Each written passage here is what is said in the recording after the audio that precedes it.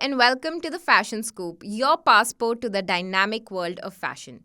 Well, this is a brand new podcast brought to you by the India Today Group and hosted by me, Priyanka Kathuria. So join us as we decode trends, dish out insights from our fashion savvy guests, explore the creative brew, and discover who's rocking the most fabulous styles. Whether you're a seasoned enthusiast or just starting out, gear up for some thought provoking revelations with a dose of fun. Well, for our very first episode, we have the wonderful Karmaa Dhingra, who has an impeccable sense of style. She has previously contributed to a renowned fashion magazine and has worked in the fashion marketing space, culminating a wealth of expertise in the industry. In this episode, we will discuss how one can connect with themselves through fashion, the ins and outs of the influencer world, and some styling tips from Karma for the year 2024. So join us and do not miss out. Funny enough, I can't give you a label because it's something which my mom wore when she was in her 30s. And luckily for me, I've basically inherited a whole wardrobe of things that she very nicely kept packaged for me. Even this belt, in fact, like it's something which Wow. was in her closet. And, it's just a testament to the fact that how fashion back in the day was so quality rich that it Yeah. stood against the course of time. Correct. And that's one thing I always hope for, that the pieces that I buy and invest in now can be something that I could pass on to my children in the future. And it's just so special because it's not just fashionable. And, luckily for us, the 90s trends and the 70s, the 60s trends are all Yeah. coming back. Yeah. But more than that, it's like a sense of looking good and also feeling good because, there's a story attached to this particular garment that you're wearing. True. So, yeah, I've just paired it with a regular shirt and my usual accessories. Nice. Love your accessories. Thank you. Also, when you said that some trends are coming back, and so, what are the trends that you are waiting for? Or like you are excited to see in 2024? I'm sure they came back around at some point in the middle, but you know how in the 70s there was like very boho, hippie kind of vibe, and there used to be those vest jackets with lots of fringe on Yeah, it, yeah, and yeah. I used suede and leather, and I would literally look at those in those movies and TV shows and be like, I just want to wear those without looking like I'm dressed for a Halloween party. So I'm waiting for that to be a bigger thing, and hopefully it will, because we have seen a lot of fringe happening. Yeah. So specifically that vest jacket that those cowgirls used to wear, that's something I'm waiting for. Great. Awesome. So before we get started, tell me who or what really inspired you to be a part of the fashion world? I would definitely say the women in my family. They, of course, my mom and my masi and my nani and everyone else, they were just like always wearing these out of this world outfits, and like they were just wearing and accessorizing, and they're Yeah. just so obsessed with how they're looking and stuff like that in terms of what outfits, etc. I think that's what really got me. And funny enough, I used to be a tomboy till about mid-school, high school. Really? And Okay. yeah, and I used to Wow. be so into sports, and I was far away from this world, and suddenly some switch flipped, and I was like, wow, this is something that I could be a part of and be comfortable about. So since then, I've been obsessed with fashion, with art, and I've just always decided that I will be a part of this industry one way or another. My mom actually went to design school. She went to NIFT, and she was Okay. probably the third batch. She didn't do much of it, but I felt like I kind of wanted to be in fashion specifically more also, because I was like, Got okay, it. there's one dream which wasn't fulfilled, so let me make mine around there. So Nice. yeah, I always wanted to be in fashion, always loved reading, so journalism for me was the best option. I was like, this is what I want to do. Got it. So yeah, that's when it was set in my mind. So how was your journey from like being a journalist to like a content creator? Can I tell you, content creation was something I would never think I would do. Like, it just never was in my mind. When I used to see, of course, because I also worked in marketing in the middle. Yeah. And I used to speak to a lot of content creators and influencers for work, but from the other side of things. And I'd be like, wow, this seems so difficult. And this is something I could never get myself to do. Yeah. Lo and behold, when I, quit journalism, and I was like, okay, what next? And what is the closest to kind of communicating with people? Because that's what journalism is, Correct, right? correct, Because yeah. for me, I was always an introvert, and to tell my tale was through writing. Writing. And that's when I even got into it. And so I was like, okay, what's another way of communicating with people, and what's the current environment about? And content creation has been booming Correct. since I would say 5-6 years, and it's Yeah. really been a thing. And in fact, even COVID lockdown really Yeah. boosted a lot in terms of influencer true. marketing and stuff. So I did see that shift. It was more of a calculated decision as opposed to let me just do it also.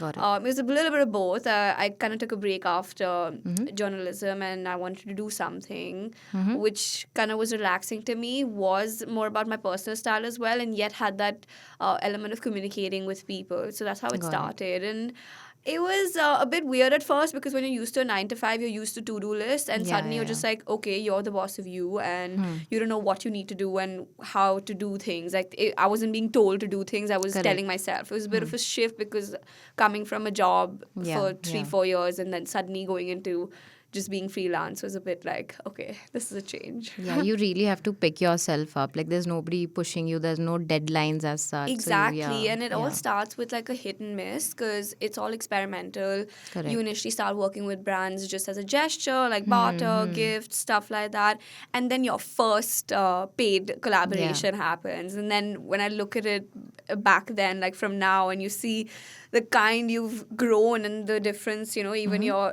commercials are making, is like, wow. Correct. So So this what is was your first paid collaboration? Sleepy Owl Coffee, and I Oh, got nice. 7,000 rupees for a reel. Oh, And now that I nice. think of it, I was like, wow, it's You've been come a a long long way way. since then. Yeah. Nice, And it's not nice, even nice. been that long, actually. But Correct. yeah.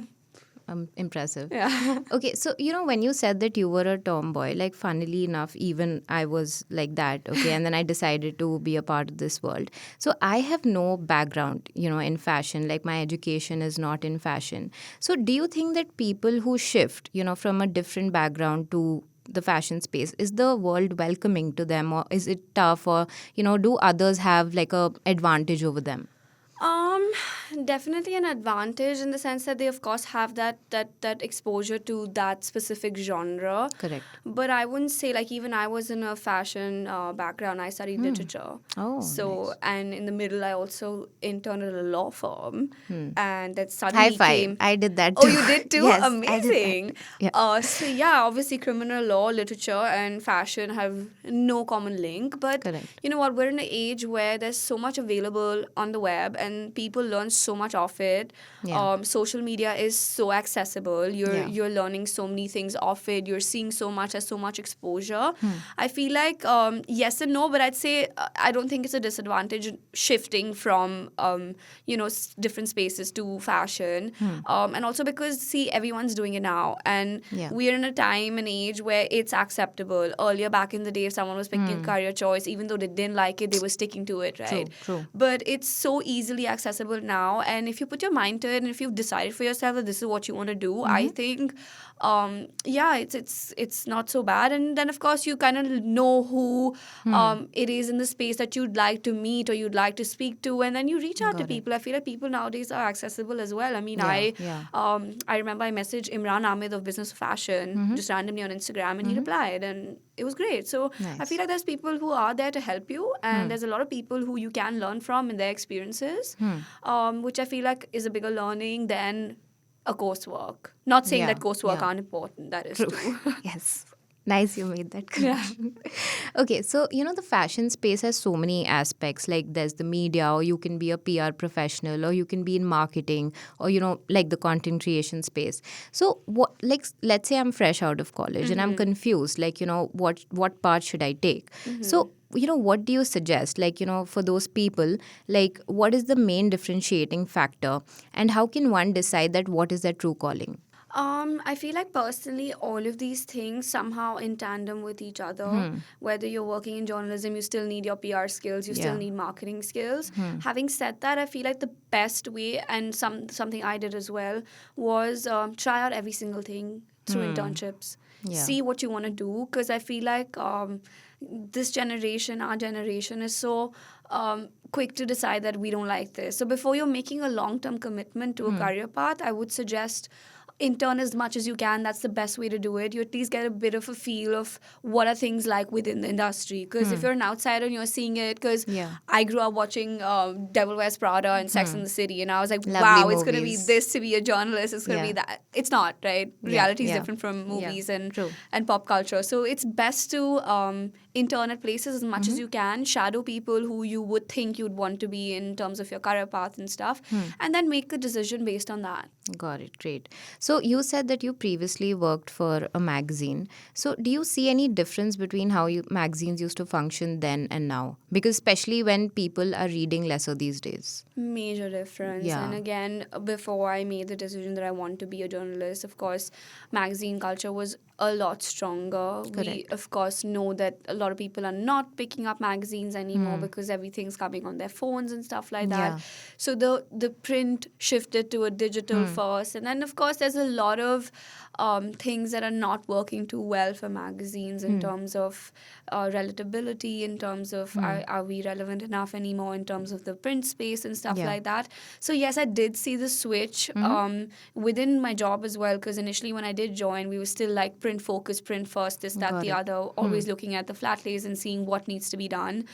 But now, of course, it's all about digital as well, right? And we're doing digital covers, we're doing print covers separate, we're doing digital brand collaborations and stuff. So it's of course has changed a lot. It is still changing because we're trying to fight a battle to still stay relevant, right? True. And it's a bigger challenge than what it was before. So I feel like it is still changing, and it will change more. I'm just hoping that print still remains, because that was what That's made the me true love essence. journalism. Yeah, I agree. Yeah. Okay, so you said that Instagram is really booming, and it is. Like, it has colonized most of the other social media spaces like Facebook, etc. Yeah. So, and especially when Reels came in, like, people have really started to watch that. It influences everything, like our decision, like from which cafe we want to eat at, to which place we want to travel, to what brands we want to try. And these days everybody, like, you see, everybody wants to become a content creator. Oh, yeah. So how does one navigate their path in this crowded space? You're right. I mean, you correctly said Yeah. that every place that we want to go to, what we're eating, what we're wearing, what we're drinking, what supplements we're taking, and you're just like, okay, when did this happen? When did Instagram take over our lives so much? But I attribute it to FOMO, because that's what is even driving my business, to be honest. Yeah. In terms of navigating through the space, because there are so many content creators that's come up, I would say it would be best to have a really clear voice and something which is true to you. Like, for instance, I will give you examples. My goal is something which is a recognition factor for me. Yeah, Whoever I was follows going me to bring that knows up. this. Yeah, And initially, it's yeah. just things that are true to you, and it just helps in kind of picking and choosing the collaborations that you're doing. Correct. For instance, I have a personal style. If something is not aligning with my personal style, I will not do it. Got it. Even though that's saying no to business, but it's actually kind of garnishing and kind of molding something that I'm creating for myself, and Correct. someone else may not be able to deliver that. True. So, of course, brands do identify that there are so many options available, but then they see people who have that distinct personality. Correct. And they have a certain few things that are true to them, and they're coming to those people for that reason. So I would Nice. say build a personality around yourself, make it so clear, and make the communication so crystal clear that everyone knows that if it's, for example, matcha, I'm obsessed with matcha. So it just gets a link factor. It's almost like, Got it. even without talking about the product, even if it's a product placement, I've sold it, because I know, okay, fine, it's just who I am. It's Understood. a part of my personality. So I feel like those kind of things are very important. And of course, more than just doing one collaboration with a brand, I would say when you're building a relationship, because that's what people are appreciating more now, and you're building loyalty. So for instance, if I'm talking about one skincare product that I religiously use, and suddenly I'm saying, oh, I also use this. Yeah. People are identifying in a second. Followers Correct. are not, they're aware of what's happening. So they Yeah. pick up on a lot of stuff. So again, being very mindful about those things is what helps stand out amongst the rest. Got it. So ultimately, it's about finding your own voice and sticking to it. Correct. Yeah, okay. So as an influencer, like how do you stay updated with, the latest fashion developments? Is there any particular website or, pages that you refer to? Podcasts. Nice. But also a lot of pages. There's lists. There's who, what, where. Yeah. There's Business of Fashion, which I've been an ardent fan of. Hmm. And yeah, of course, I mean, with reels even, like people are now creating. There's faceless accounts which are creating newsy bits and stuff like that, and really staying, on top of their game. There's people who are doing trend reports and stuff Yeah. like that. They're actually watching fashion weeks closely, watching Correct. brand campaigns, seeing what celebrities wearing what, and doing actual reports on those things, which really help because they're predicting trends way before anyone else is. True. So it's these pages and podcasts and websites for sure. True, got it. So before we move on to the next segment, I Yeah. have one last question for this segment. So, it is one thing to be recognized as a content creator in the public eye, but within the industry, like what does it take, like, for your work to get recognized? Like I said, of course, I mean, if it's brands or PR personnel who are trying to work with you, you've got to be really loyal No, with like them. in terms of other content creators Oh, or like, like within all yeah, of within the community, yeah. I feel like luckily for me, I have this group of content creators. We have a sweet little family, and we're all just so supportive of each other, appreciative of each other. I feel like again, being true to yourself, Got it. being super appreciative of other people's USPs as opposed to yours, and then of course working with the right brands is what gets you recognition among it. your own. Okay, so there's no unhealthy competition or anything There like is, that? of course, There is? but Okay. I keep myself far away from that because you've got to be Nice. positive within your own work. Because see, the moment any sort of negativity seeps in, then you're just like your aura is just off. So Correct, I keep far away from that. Got it, got it. So moving on to our next segment. So, recently we saw like the boycott Dior, Yeah. that happened Yeah. because they chose an Israeli model. Model. I don't know, apparently over Bella Hadid, they're saying, but some channels say that that's not true. So, I mean, anyway. And then Zara had like the jacket campaign, which also really backfired. So, do you think like brands are making some sort of a political statement by doing this, or did they just do it like not being mindful of the situation? So I'm very something in terms of politics and fashion. I feel like even if you look back in the day, politics and art culture and just showbiz and stuff was really strong. Like that's Yeah. one way of showing political support in the best way, in my Yeah, opinion. yeah. So of course these brands are, I would say, nothing against any of them, but there is obviously an agenda behind things. I mean, they do come out with statements saying this is not what we meant and stuff like that, because then they see the public reaction and the backlash. But having said that, it's been a part of history. Politics through art, culture, and fashion has been the strongest form of kind of propagating things. So maybe, yeah, who's to say? And I'm not offending any brand. Please don't. Okay. Okay. So anyway, talking about our main topic, which is connecting with yourself through fashion. So, like let's say there's a guy who wants to wear pink pants, okay? But then there are so many societal expectations and they are scared of like being trolled or like their friends commenting on them. And so, they just like I'm talking about people in general. So they Yeah. just back off. They're like, you know what, it's fine. Like, chuck it. I'll just go with the normal colors that people are wearing. So how can one really navigate societal expectations while being true to themselves, when it comes to their fashion choices? So, see, societal expectations, of course, are a big major concern because, see, that's just an indicator of a society which is not accepting of more than just the norm things. Because it's sad, but you know what? It just takes a lot. I know so many people who are so confident in their own self. And they dress the way they want to, but that comes from a place of resilience and that comes from a place of a lot of mental strength. Got it. I just personally feel like it needs to, and I mean, you see so many sad things. Like someone got trolled recently for wearing makeup, and that kid committed suicide, right? I saw that. And you feel so upsetting, but then you also see a brighter side of social media where there are those trolls, but there exist people who are so supportive of each other, and they're actually standing out and standing up for people, which then hopefully gives someone else that hope to be, and that kind of safety net to be themselves and kind of express themselves in their own way.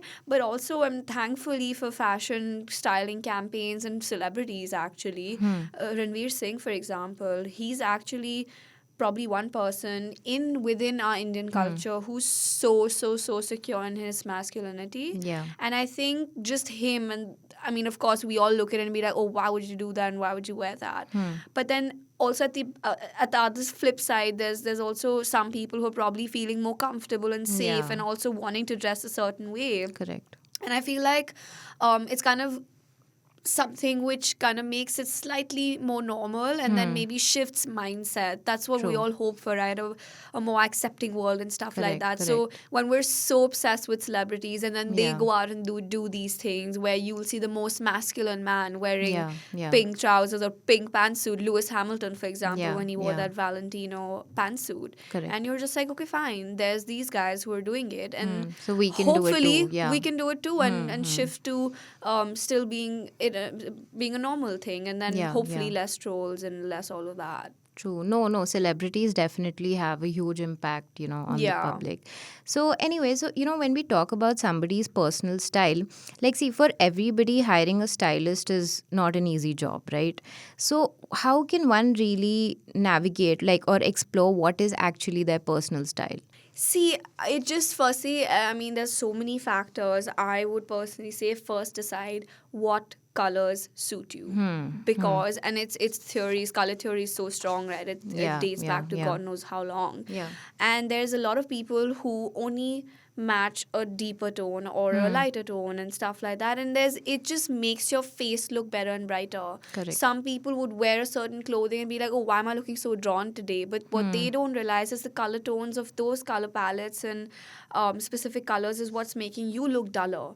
So firstly, to know what are your colors. Secondly, to know what are your fits. So of course, like some fits are more flattering to some people than not. And then knowing what's best for your body or your body type, and then kind of accentuating and owning your body type, but then highlighting the best possible ways to do it is that. And then of course your personality, like someone could be so comfortable with color, someone's more comfortable with neutrals. Someone likes lots of things happening in terms of logos, someone liking something which is more quiet and basic and simple. So it's just all of those things which then get you to experiment, and please keep experimenting. I still do it till date.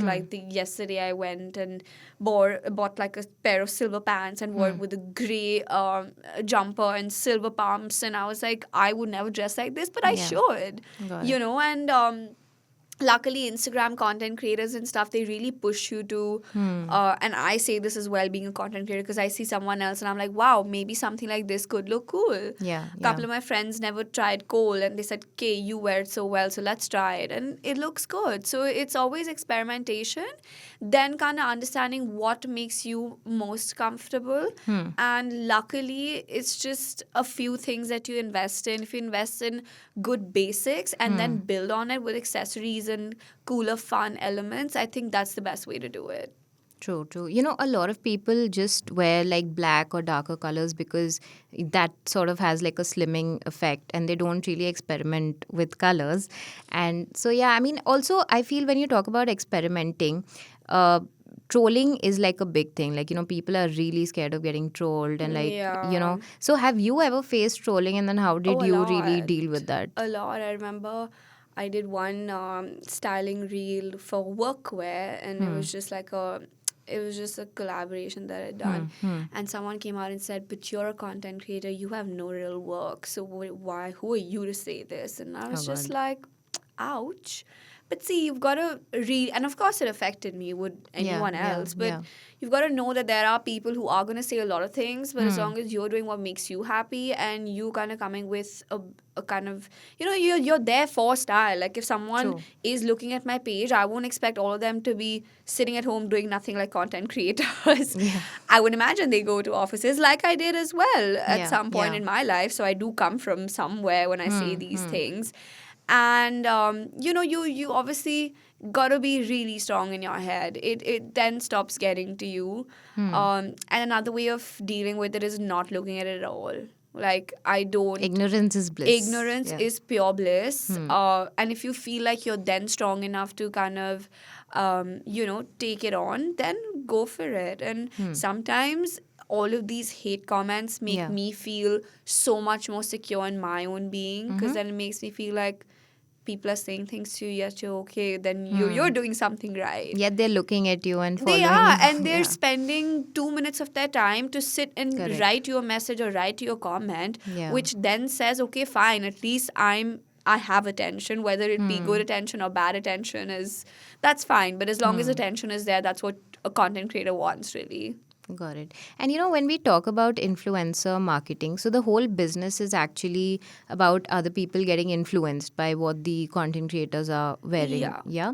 So, don't you think that's contradictory to sort of having your own personal style? Because ultimately you're looking at somebody else for like how you should dress up or what's really trending or like following the trend.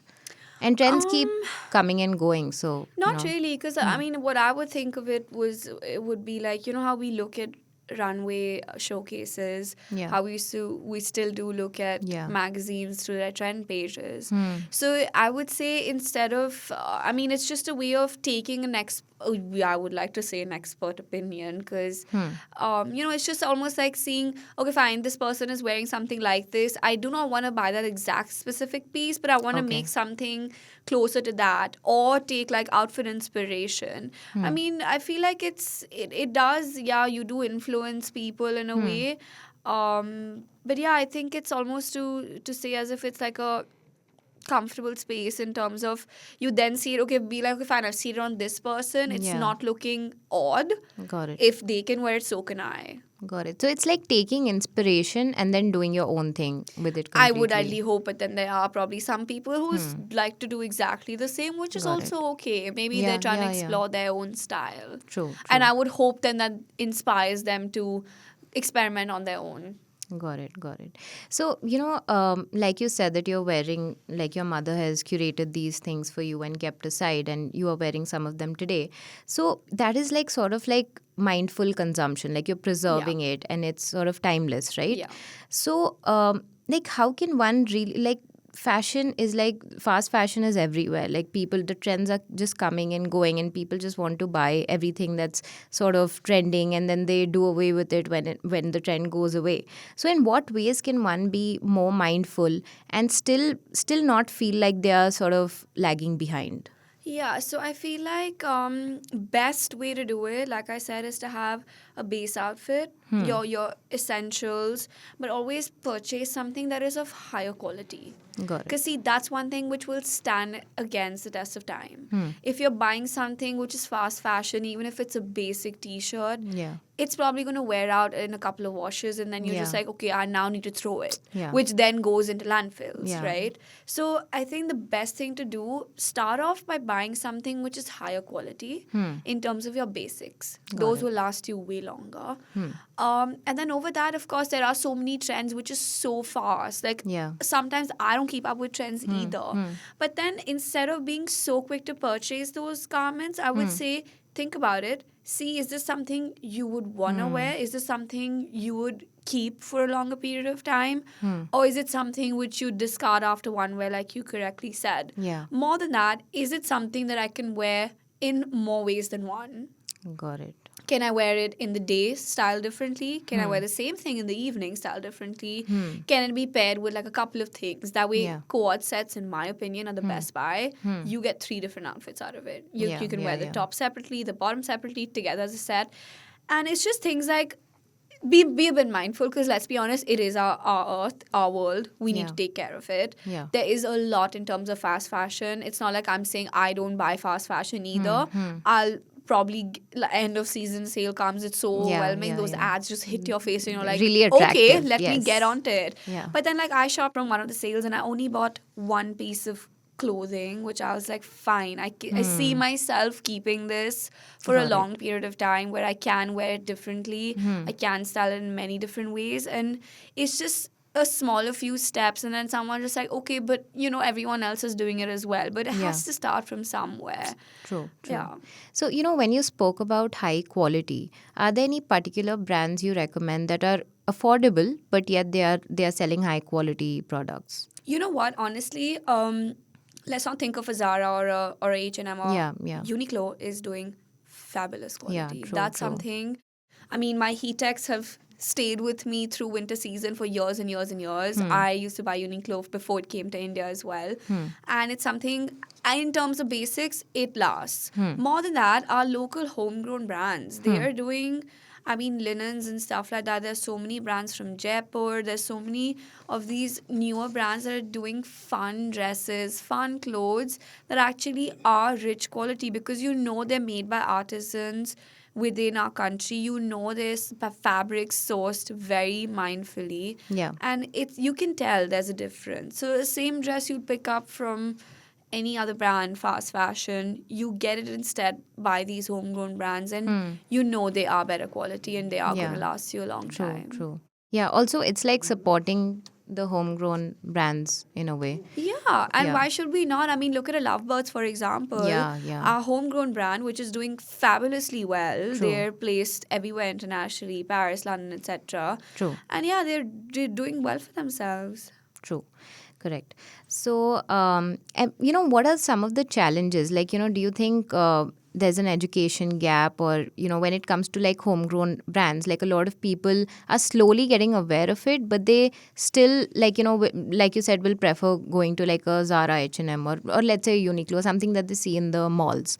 So, is it like there's a lack of education or visibility, or like maybe affordability is the case? I think it's a price point, not the Okay. visibility for sure, because homegrown brands are doing a great job just, being out there Yeah. in terms of influencer marketing, in terms of targeted ads and stuff Yeah, like that. yeah. I think it's the price point. Got it. What people don't, in my opinion, don't realize is that those dresses or those garments are definitely priced higher than a Zara. Yeah. But because they're giving you that quality. True. And like I said, these are pieces which will stand against the test of time. They will remain in your wardrobe for much longer in better Yeah. condition. They Yeah. will probably give you more wears throughout your lifetime. Something you can keep and save and give to your children maybe. Yeah. So I think that needs to be communicated as well. That yeah. little bit of a hike is there for factors which will actually is almost like an investment, I feel, Yeah, as opposed to something which you're going to wear and throw real quick. Absolutely correct. Okay, so we come to our last segment, which is like a fun game that we're going to do. It's called Fashion This or That. So I'm just going to ask you like 5 to 6 questions. Okay. And you have to choose one of them. Okay? Got it. Fine. Okay, so let's start. Are you ready? And you have to be quick. Oh, okay. Okay. So strawberry or latte makeup? Latte makeup. Great. High shine lips or retro red? Retro red. Monochrome outfits or mixed patterns? Monochrome. Okay, now a fun question. So, if you had to pick a stylist for yourself, would it be Ori or Urfi? Ori? I think So, you're a liver. I'm a liver. Great. Okay. So Archie's was recently released, and Khushi and Suhana both made their debuts. Who do you think has a better personal style? I would say Khushi. She's definitely it girl. Great. I would say, fashion-wise. So, thank you so much, Karma, for coming on the show. Thank you. I'm going to be inviting myself soon again. Yes, please do. We are looking forward to having you again. Thank So, you. if you stayed till the end and if you liked our show, please drop us a text on 8588966996, to share your recommendations or, just like about how you like the show or not. And email us on pods@indiatoday.com. I'm really bad at goodbyes. Okay. So stay tuned for more because we will come up with really exciting guests in more episodes. So take care. Bye.